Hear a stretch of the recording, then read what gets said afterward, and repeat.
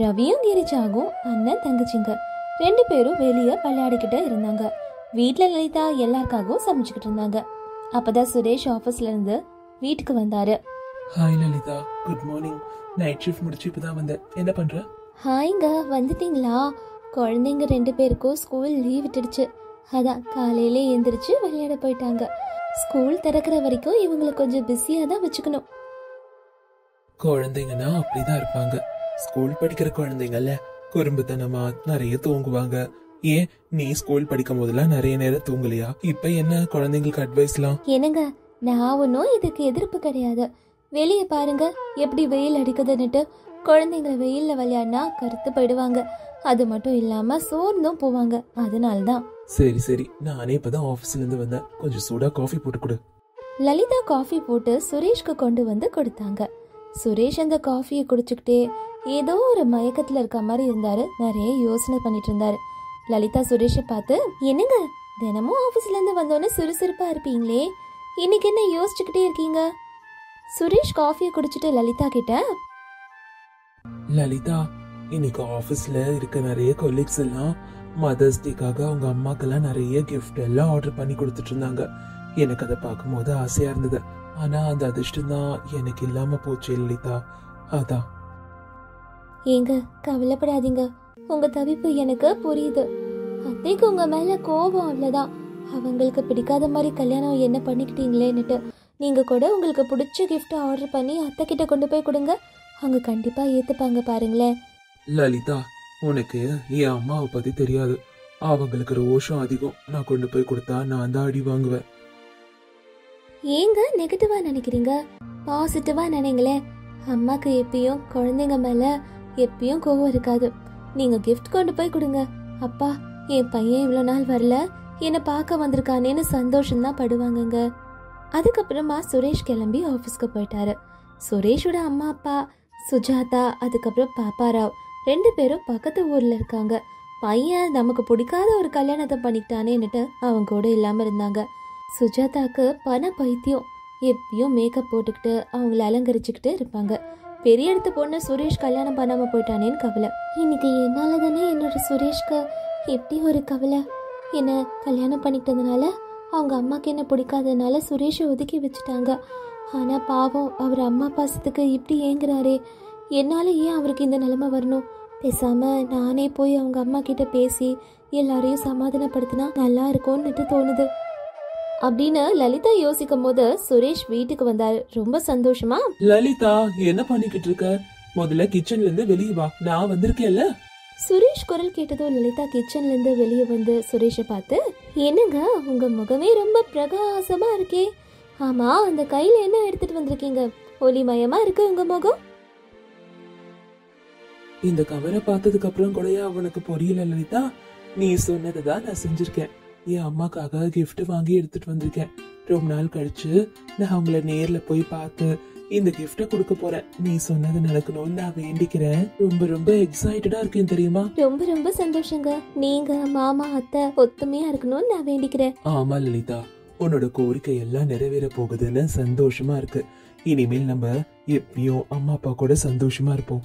அப்பா அப்பா, நாங்க கூட தாத்தா பாட்டி பார்க்க வரோம். ஆமாப்பா, இங்க 2 பேரையும் தாத்தா பாட்டி கிட்ட கூட்டிட்டு போங்க. எப்பயும் ஆஃபீஸ்னு ஆஃபீஸ் வேலைக்கு நீங்க போயிடுறீங்க. அம்மா கிச்சன்ல இருக்காங்க. எங்க கூட விளையாட தாத்தா பாட்டி இல்ல. அது வேற இல்லாம என் ஃப்ரெண்டுக்கெல்லாம் தாத்தா பாட்டி இருந்து கதையெல்லாம் சொல்லுவாங்க தெரியுமா? நான் இப்போ உங்க தாத்தா பாட்டிய பார்க்கதான் உங்க வீட்டுக்கு போறேன். சீக்கிரமா தாத்தா பாட்டி நம்ம வீட்டுக்கு வர போறாங்க. அப்படியாப்பா? அப்பா நானும் கூட வரேன்ப்பா. நானும் தாத்தா பாட்டி வீட்டுக்கு வரேன். இல்ல கண்ணா, நீ இப்போ போக கூடாது. தாத்தா பாட்டி வீடு ரொம்ப தூரமா இருக்குல்ல, அவங்களே இங்க வருவாங்க. சுரேஷ் ரொம்ப சந்தோஷமா கிஃப்ட் எடுத்துக்கிட்டு அவங்க அம்மாவை பார்க்க வீட்டுக்கு போனாரு. வீட்டு கதவை தட்டி தட்டி பார்த்தாரு. ஆனா யாருமே வந்து கதவை திறக்கவே இல்லை. சரிட்டு காலிங் பெல்ல 4-5 தடவை அடிச்சு பார்த்தாரு. காலிங் பெல் சத்தத்தை கேட்டு பாப்பாராவ் வந்து கதவை திறந்தாரு. பையனை பார்த்ததும் அதிர்ச்சியில அப்படியே நின்னுட்டு இருந்தாரு பாப்பாராவ். அப்பா, என்ன ஞாபகம் இருக்காப்பா? நான் தான்ப்பா உங்க பையன். மறந்துட்டீங்களா என்ன? அம்மாக்கு நான் ஞாபகம் இருக்கேனா? இன்னைக்கு மதர்ஸ் டேப்பா. அம்மாக்காக ஆசையா கிஃப்ட் வாங்கிட்டு வந்திருக்கேன். சுரேஷ், வாப்பா, உங்க அம்மாவை பத்தி அப்புறம் பேசலாம். என் மருமக எப்படி இருக்கா?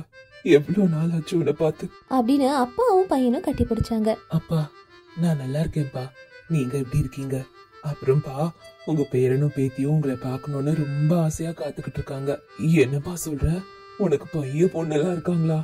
அவங்கள குழந்தையா கை குழந்தையா தூக்குற பாக்கியம் இல்லாம போச்சு. அப்ப பூஜை ரூம்ல இருந்த சுஜாதா பேசுற சத்தம் கேட்டு, என்னங்க யாரோட பேசிக்கிட்டு இருக்கீங்க? டோரை திறந்து ரொம்ப நேரம் ஆகுது போல. யாரு வந்திருக்கான்னு நீ ஏன் ஒரு தடவை வந்து பாரு, உனக்கு ஒரு சர்ப்ரைஸ். என்னது சர்ப்ரைஸா? அது என்னங்க சர்ப்ரைஸ் அது? வெளிய வந்து பாக்கும்போது சுரேஷ் அங்க இருந்தாரு. சுஜாதா ரொம்ப கோவமா, என்னங்க நம்மள வேண்டான்னு தூக்கி போயிட்டு கல்யாணம் பண்ணிக்கிட்டவங்க மறுபடியும் நமக்கு அவசியமா? அவங்கள முதல்ல இங்க இருந்து கிளம்ப சொல்லுங்க. அம்மா ப்ளீஸ் என்ன மன்னிச்சிருமா அப்படின்னு சொல்லிட்டு கால்ல விழுந்து மன்னிப்பு கேட்டாரு சுரேஷ். அம்மா, இன்னைக்கு மதர்ஸ் டேமா, உனக்காக நான் கிஃப்ட் வாங்கிட்டு வந்திருக்கேன். நீயும் அப்பாவும் வீட்டுக்கு வாங்கம்மா.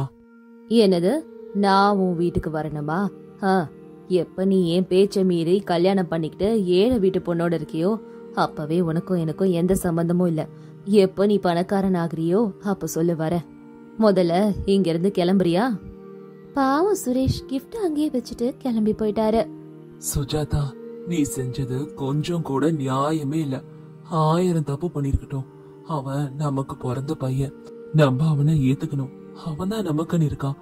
அது ஏன் உனக்கு புரிய மாட்டேங்குது? பசங்க அந்த நேரத்துல அந்த வயசுல எல்லாரும் பண்றதுதான். அந்த பொண்ணை ஏத்துக்கோ, அவனையும் ஏத்துக்கோ. நமக்குன்னு அவங்கதான் இருக்காங்க. ஆமா ஆமா, எனக்கு மட்டும் என் புள்ள மேல அன்போ அக்கறையோ இல்ல நினைச்சுக்கிட்டு இருக்கீங்களா? உங்களை விட அதிகமா எனக்கு தான் வருத்தம் இருக்கு. அன்னைக்கு என் பேச்சு கேட்டிருந்தானா இன்னைக்கு வாழ்க்கையில நல்லா செட்டில் ஆயிருப்பான். இப்ப நான் இப்படி பேசலன்னு வச்சுக்கோங்க, நல்லா சம்பாதிக்கணும்ன்ற எண்ணமே அவனுக்கு வந்திருக்காது. அவன் பணக்காரனா ஆகணுங்க, நல்லா வாழணும். சுஜாதா, உனக்கு கூட இந்த மாதிரி கருணை மனசுலாம் இருக்குன்றத நான் இன்னைக்குதான் பாக்குறேன். எது நடந்தாலும் சரி, நம்ம பேர பசங்களோட நம்ம பையனோட சந்தோஷமா வாழணும்னு ஆசையா இருக்கு சுஜாதா. கண்டிப்பாங்க, அந்த நாள் ரொம்ப சீக்கிரமா வரும் பாருங்க. சுரேஷ் வீட்டுக்கு வந்ததும் லலிதா அவன் எதிர்க்க வந்து, என்னங்க வந்துட்டீங்களாங்க? அத்தை மாமா 2 பேரும் நல்லா இருக்காங்களா? அத்தைக்கு நம்ம மேல கோவம் போயிடுச்சா? நம்ம 2 பேரும் நினைச்ச மாதிரி அங்க ஒண்ணுமே நடக்கல. எங்க அம்மா என்ன ஏத்துக்கல. நம்ம ஏழைங்க, அதனால இங்க வரமாட்டோம்னு சொல்லிட்டாங்க. பணக்காரனா ஆனதுக்கு அப்புறம் தான் அம்மா என்ன தேடி இங்க வருவாங்களாம். இந்த விஷயத்த கேட்டோன்னே லலிதாக்கு ரொம்பவும் சோகமா இருந்தது. அப்பதான் வெளியே விளையாடிட்டு இருந்த குழந்தைங்க அம்மா பசிக்குதுன்னுட்டு வீட்டுக்குள்ள வந்து புதுசா ஏதாவது சமைச்சு கொடுங்கன்னுட்டு ஆசையா கேட்டாங்க. லலிதா குழந்தைங்களுக்காக புது விதமான நூடுல்ஸ் பிரியாணியை செஞ்சுக்கிட்டு இருந்தா. அதோட வாசனை ஹால் முழுக்க போச்சு. சுரேஷ்க்கும் அதோட வாசனை பிடிச்சு அங்க கிச்சனுக்கு வந்து, லலிதா என்ன சமைச்சுக்கிட்டு இருக்க அப்படி? அடடா, வாசனையே குமகுமான்னு இருக்கே. உடனே சாப்பிடணும் போல இருக்கு. சீக்கிரமா செஞ்சு கொண்டு வா. அது வாங்க, குழந்தைங்க பிரியாணி செய்ய சொல்லி கேட்டாங்க, அதனால நூடுல்ஸ்ல பிரியாணி பண்ணிருக்கேன். அப்படி லலிதா அவங்க செஞ்ச நூடுல்ஸ் பிரியாணிய குழந்தைங்களுக்கும் சுரேஷ்க்கும் பரிமாறினாங்க. அதை சாப்பிட்ட சுரேஷ் லலிதா கிட்ட, ஆஹா லலிதா, இப்படி ஒரு ஃபுட்டை நான் சாப்பிட்டதே இல்ல. ஹோட்டல்காரங்களே தோத்துட்டாங்கன்னா பாத்துக்கோயே. உன்னோட கைப்பக்குவத்துக்கு எனக்கு ஒரு சின்ன ஐடியா ஒண்ணு தோணுது. பேசாம இதையே ஒரு வியாபாரமா பண்ணலாமே. ஹோட்டல்ஸ்க்கு கூட செஞ்சு கொடுக்கலாம், இல்ல தனி வியாபாரமா வைக்கலாம். எனக்கு தெரிஞ்சு நல்ல லாபம் வரும். உனக்கும் உன்னோட டேலண்ட ப்ரூவ் பண்ண மாதிரி இருக்கும். சூப்பருங்க, அப்பனா ஆரம்பிச்சிடலாம். கொஞ்ச வாரங்கள்ல அவங்க கிட்ட இருக்க சேமிப்பை வச்சு சின்னதா ஒரு ரெஸ்டாரண்ட் ஒன்று ஆரம்பிச்சாங்க. அதுக்கு பேரு சுஜாதா பிரியாணி. அதோட ப்ரமோஷன்ஸ் எல்லாம் ஆட்டோல செய்ய ஆரம்பிச்சாங்க. ஆட்டோ முழுக்க சுத்தி சுஜாதா பிரியாணி, சுஜாதா கடைன்னுட்டு நூடுல்ஸ் பிரியாணி ஃபேமஸ்னு பண்ணாங்க. எனக்கு கேள்விப்பட்டீங்களா? ஊர்ல சுஜாதா அம்மா ரெஸ்டாரண்ட்னு ஒண்ணு ஆரம்பிச்சிருக்காங்களா? அது யார் ஆரம்பிச்சிருப்பா? ரெஸ்டாரண்டா? இந்த ஊர்ல சுஜாதான்னு பேரு வச்சிருக்கிறது நீதான். அப்பனா என் பையனும் மருமகளும் சேர்ந்துதான் உன் பேர்ல ஆரம்பிச்சிருக்காங்க. அப்பனா எனக்கு சந்தோஷம் தாங்க. அன்னைக்கு நான் அவனை திட்டினதுக்கு இன்னைக்கு அவன் முன்னேறி நல்ல பலனை கொடுத்திருக்கா. அதுக்கப்புறம் அவங்க ஆரம்பிச்ச அந்த சுஜாதா அம்மா கடையில அந்த நூடுல்ஸ் பிரியாணி ஃபேமஸ் ஆக நிறைய கஸ்டமர்ஸ் அந்த கடைக்கு வந்துகிட்டே இருந்தாங்க. லலிதா இப்போ நிறைய காசு சம்பாதிக்கிறா. அவ செஞ்சு கொடுக்கற பிரியாணி எல்லாருக்குமே பிடிச்சிருந்தது. இப்போ மாமனாரும் மாமியாரும் லலிதா கூடயும் சுரேஷ் கூடயும் வாழ வந்தாங்க. சுஜாதா அம்மா அவ வீட்டுக்கு வந்து லலிதா செய்யற நூடுல்ஸ் பிரியாணியை சாப்பிட்டு, ஆமாடி லலிதா, என்னை மன்னிச்சிருமா, நீ ஏழை வீட்டு பொண்ணு, ஒன்னும் விவரம் தெரியாம இருப்பன்னு தப்பா எடை போட்டுட்ட. ஆனா நீக்கு என் பையன் இவ்வளவு முன்னேறி இருக்கானா, அதுக்கு காரணமே நீதான். என்னை மன்னிச்சிரு தாயி, உன்னை நினைச்சு பெருமையா இருக்கு. ஐயோ அத்தா, நீங்க பெரியவங்க, அப்படியெல்லாம் சொல்லக்கூடாது. உங்க மனசை மாத்திக்கிட்டு என்னை ஏத்துக்கிட்டீங்களே, அதுவே சந்தோஷம். சுரேஷ் காலையில கிளம்பி எப்பயும் ஆபீஸ்க்கு போயிடுவாரு. சுஜாதா பேர குழந்தைங்களோட சந்தோஷமா வாழ்ந்துகிட்டு இருந்தாங்க, விளையாடிக்கிட்டு இருந்தாங்க. மாமனாரும் மருமகளும் சேர்ந்து அந்த நூடுல்ஸ் பிரியாணிக்காக அந்த கடையை சூப்பரா நடத்தினாங்க. நல்ல லாபம் வந்தது. இப்ப இந்த குடும்பமே செல்வ செழிப்பா மகிழ்ச்சியா. ராதான ஒரு பொண்ணு ஒரு ஊர்ல வாழ்ந்துகிட்டு இருந்தா. அவங்க அம்மா அப்பா கூட. ராதாக்கு படிப்புனாலே பயம், வரவும் வராது. ஆனா ராதாவோட அப்பாவுக்கு பெண்கள் படிச்சு தைரியமா வந்தாதான் நல்ல நிலைமைக்கு வர முடியும்ன்ற நம்பிக்கை.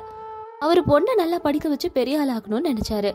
அவரு எவ்வளவுதான் எடுத்து சொன்னாலும் ராதா படிக்கவே மாட்டேன்னு பிடிவாதமா இருந்தா. ஆனா அவரு பண்ற டார்ச்சலாலே ஏதோ +2 வரைக்கும் முடிச்சா. அதுக்கப்புறம் காலேஜும் சேர்த்து விடணும்னுட்டு ரொம்ப பிடிவாதமா இருந்தாரு ராதாவோட அப்பா. அவரு படிச்சு படிச்சு சொல்ல சொல்ல ராதாவும் வேற வழி இல்லாம அவங்க அப்பா சொன்ன மாதிரி காலேஜ்லயே சேர்ந்துக்கிட்டா. தினமும் வேற ராதாவோட அப்பா காலேஜுக்கு கிளம்பிப்போன்னுட்டு சொல்வாரு. ராதாக்கு அது இம்சையா இருந்தது. ஒரு நாளைக்கு காலேஜுக்கு போறேன்னு ராதா சொல்லிட்டு அவ ஃப்ரெண்ட்ஸோட ஊர் சுத்திக்கிட்டு இருந்தா. கரெக்டா அவங்க அப்பா கண்ணுல மாட்டுனா ராதா இப்படி சுத்துறத பாத்துட்டு அவளோட அப்பா அவகிட்ட, என்ன ராதா பண்ணிக்கிட்டு இருக்க நீ? காலேஜுக்கு போறேன்னு சொல்லிட்டு இப்படி ஊர் சுத்துறியா? நீ இந்த மாதிரி ஊர் சுத்ததான் கஷ்டப்பட்டு நான் அவ்வளவு ஃபீஸ கட்டுறேன் நான் உன்னை படிக்க வைக்கிறதுக்கு. வீட்டுக்கு வா முதல்ல அப்படி சொல்லிட்டு ராதாவோட அப்பா அவளை வீட்டுக்கு கூட்டிட்டு போனாரு. ராதா அம்மா கிட்ட ராதாவோட அப்பா, பாத்தியா மங்கா, இவளுக்கு கஷ்டப்பட்டு நிறைய காலேஜ் ஃபீஸ் கட்டி இவள காலேஜ்க்கு அனுப்புனா படிக்காம ஊர் சுத்திக்கிட்டு இருக்கா. படிச்சாதானே பெரிய ஆளாகி நல்ல நிலைமைக்கு வர வரையும். இத சொன்னா இவ ஏன் புரிஞ்சுக்க மாட்டேங்கிறா? நீ அத சொல்லு அவளுக்கு. நான் என்ன நம்ம நல்லா இருக்கப்பா இவள படிக்க வைக்கிறேன். இவ படிச்சு நல்லா வேலைக்கு போனா தானே இவ வாழ்க்கை நல்லா இருக்கும். நல்ல இடமா பார்த்து கல்யாணம் பண்ணி வைக்க முடியும். இங்க பாரு ராதா, நீ படிக்கலனா படிக்காத ஒரு பையனுக்கு கல்யாணம் பண்ணி வைப்ப. அப்புறம் காலம் முழுக்க ரோட்ல நீ அவன் கூட கஷ்டப்பட்டுக்கிட்டு இருக்க வேண்டியதான். என்னப்பா நீங்க? நான் தான் தெளிவா சொல்றேன்ல, என்னால படிக்க முடியாது, படிப்பு வரலன்னுட்டு. நீங்க தான் தினமும் படின்னு சொல்லி என்ன காலேஜ்க்கு வேற அனுப்பி விடுறீங்க. நான் சொல்றேன்லப்பா, எனக்கு படிக்க பிடிக்கல, டீச்சர் சொல்லி தருது சுத்தமா பிடிக்கலன்னுட்டு. நீங்க சொன்னா புரிஞ்சுக்கல, அதனாலதான் காலேஜ்க்கு போறேன்னு சொல்லிட்டு ஃப்ரெண்ட்ஸோட ஊர் சுத்திக்கிட்டு இருந்தேன். இதுல என்ன இருக்கு? அதோட அந்த டீச்சர் சொல்லித்தர ஒண்ணு கூட எனக்கு புரியல தெரியுமா? இப்படி புரியாம படிக்கிறதுக்கு படிக்காமலே இருக்கலாம்ப்பா. ஏன் இஷ்டப்படி என்ன இருக்க விடுங்க. எனக்கு படிப்பு வரல, நான் படிக்கவும் மாட்டேன். நான் சொல்ல வேண்டியதை சொல்லிட்டேன், அதுக்கப்புறம் உங்களோட இஷ்டம். ராதா அப்படி பேசுறத கேட்டு மங்காக்கு கோவம் வந்தது. நானும் பாத்துக்கிட்டே இருக்கேன், அப்பா கிட்ட இப்படியா பேசுவ? நாங்க என்ன எங்களுக்காகவா உன்னை படிக்க வைக்கிறோம்? உன் எதிர்காலம் நல்லா இருக்கணும், போற இடத்துல நீ நல்லா கௌரவமா மரியாதையா வாழணும் தானே படிக்க வைக்கிறோம். படிப்பு இருந்தாதான் இந்த காலத்துல பொழைக்க முடியும். அத முதல்ல கத்துக்கோ. உன் வாழ்க்கைக்கோசம் நாங்க கஷ்டப்பட்டுக்கிட்டு இருந்தா அத கூட புரிஞ்சுக்காம இருக்க நீ அப்படின்னு அவங்க அம்மா கோவமா திட்டினாங்க. ராதா சரி நான் படிக்கிறேன்னு மண்டைய ஆட்டிட்டு படிப்பு வராம அங்கேயே காலேஜ்ல சுத்திக்கிட்டு இருந்தா. தினமும் கிளாஸ கட்டடிச்சு ஃப்ரெண்ட்ஸோட சினிமா பார்க்குன்னு சுத்துறதுன்னு இருந்தா. எப்படியோ இப்படி அப்படின்னு அந்த விஷயம் ராதாவோட அப்பா காதுக்கு வர, ராதா நம்ம சொன்ன பேச்ச கேட்க மாட்டேங்கிறா, படிக்க மாட்டேங்கிறா, பேசாம படிக்காத ஒருத்தவனுக்கு இவளை கல்யாணம் பண்ணி வச்சாதான் வாழ்க்கையோட அருமை தெரியும், கஷ்டப்படுற ஒரு பையனுக்கு கல்யாணம் பண்ணி வைக்கணும்னு நடந்து போயிட்டு இருந்தாரு. வழியில மீன் வியாபாரம் பண்ற ஒரு பையனை பார்த்தாரு. அவன் எப்படிப்பட்ட ஆளுனா, அன்னைக்கு வலையில மீன் மாட்டி அதை வித்தாதான் அவன் சாப்பிடுவான். அப்படி எதுவும் மாட்டலனா அன்னைக்கு பட்னியாவே இருப்பான். இப்படி இந்த பையனை பார்த்து ராதாக்கு புத்தி சொல்றதுக்கு இதை விட ஒரு நல்ல சந்தர்ப்பம் கிடைக்காது, இவனையே கல்யாணம் பண்ணி வைக்கலான்னுட்டு ராதாக்கு அந்த மீன்கார பையனோட கல்யாணம் பண்ணி வச்சாரு ராதாவோட அப்பா. ராதா கல்யாணமாகி அவளோட மாமியார் வீட்டுக்கு போனா. அப்ப அவ கணவர், ராதா, இதுதான் நம்ம வாழ போற வீடு. உனக்கு தொந்தரவு கொடுத்திருக்கிறதுக்கு அத்தை மாமான்னு யாரும் இல்ல. ஏன்னா நான் மட்டும்தான், நம்ம 2 பேர் மட்டும்தான் இங்க வாழ போறோம். ராதா ராதா அந்த வீடை பார்த்து அதிர்ச்சி ஆயிட்டா. ஏன்னா அது பாழடைஞ்ச ஒரு குடிசை வீடு. மழை வந்தா தண்ணி உள்ள வந்துரும், அப்படி இருந்தது அந்த வீடு. இந்த வீடை பார்த்து ரொம்ப அதிர்ச்சி ஆனா ராதா. என்னடா வாழ போற அடுத்த வாழ்க்கை எல்லாம் எப்படி இருக்க போகுதுன்ற டென்ஷன் ராதாக்குள்ள வந்தது. என்ன வீட பார்த்தோன்னா அப்படியே நின்னுட்ட? ஓ, வீட்ல மல்லிகை சாமான் இல்லனா நான் ஒருத்த மட்டும் தானே, அதான் இப்பயே இரு, நான் கடைக்கு போய் வீட்டுக்கு தேவையான எல்லாத்தையும் வாங்கிட்டு வந்துடுறேன் அப்படின்னு சொல்லிக்கிட்டு இருந்தாரு ராதாவோட கணவர். அவர் பேசுற எதுவுமே ராதா காதுல சரியாவே விழல. ஏன்னா அவ கவனம் முழுக்க ஐயோ அவசரப்பட்டுட்டோமோ, நம்ம கல்யாணம் பண்ணிருக்க கூடாதோ, அப்பா சொன்ன மாதிரி படிச்சிருக்கணுமோன்ற நினைப்பு வந்துகிட்டே இருந்தது. ராதாவோட அம்மா ராதாவோட அப்பா கிட்ட இப்படி சொல்லிட்டு இருந்தாங்க. என்னங்க நீங்க இப்படி நம்ம பொண்ணோட வாழ்க்கையை நீங்களே பாழ்படுத்திட்டீங்களே. அவன் நல்ல இடத்துல கல்யாணம் பண்ணி கொடுத்து நல்ல வசதி வாய்ப்போட வாழணும்னு நான் ஆசைப்பட்டேன். இப்படி இன்னும் இல்லாதவனுக்கு போய் கல்யாணம் பண்ணி கொடுத்துட்டீங்க. பாவம் பசி பட்னியோட இருந்தாலும் அவ இருப்பாங்க. என் மனசு கடந்து அடைச்சுக்குது. ஏங்க இப்படி எல்லாம் பண்ணீங்க நீங்க? ஏங்க மங்கா, நான் என்ன பண்ணாலும் ராதாவோட நல்லதுக்கு தான் பண்ணுவேன். படிக்க சொன்னேன், படிக்கவே இல்ல. அவளை திருத்தணும்னா இப்படி ஒரு பையனுக்கு கல்யாணம் பண்ணி வச்சாதான் அவ திருந்துவா. வாழ்க்கை அவங்களுக்கு எல்லாத்தையுமே கத்து கொடுக்கும். பணம் இருந்தா செலவு பண்ண தெரியாம முழிச்சுக்கிட்டு இருப்பா. பணம் இல்லனாதான் அதோட அருமை தெரியும். எப்படி வாழ்க்கையில பொழைச்சுக்கணும்னு கத்துப்பா. எப்படி முன்னேறணும்ன்றத அவ இனிமேல் கத்துக்கிட்டு வருவா. அத பத்தி நீ கவலைப்படாத. கண்டிப்பா அவ மாறுவா.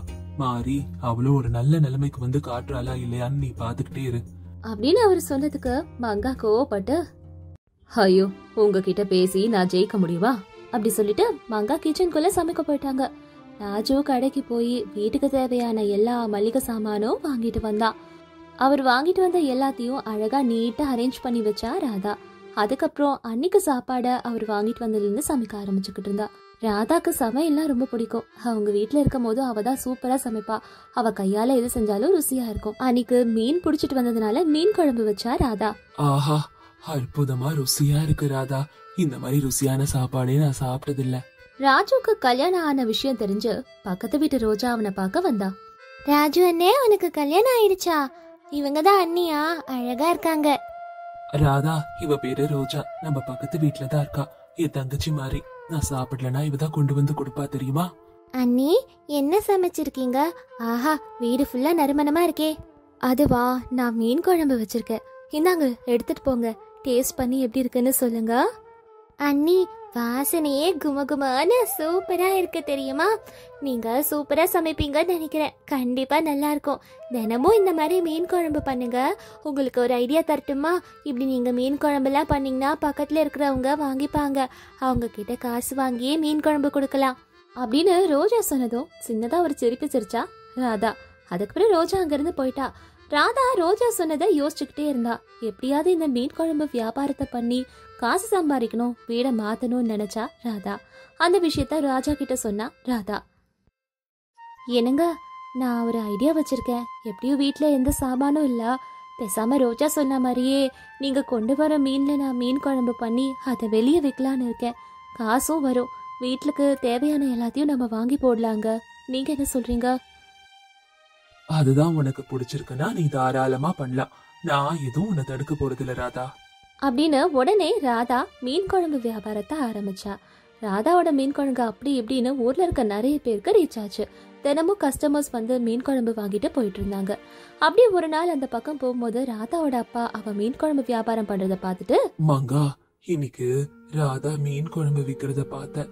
நான் அவளுக்கு புத்தி சொல்லணும் தான் ஒரு மீன் வியாபாரிக்கு கல்யாணம் பண்ணி வச்சேன்.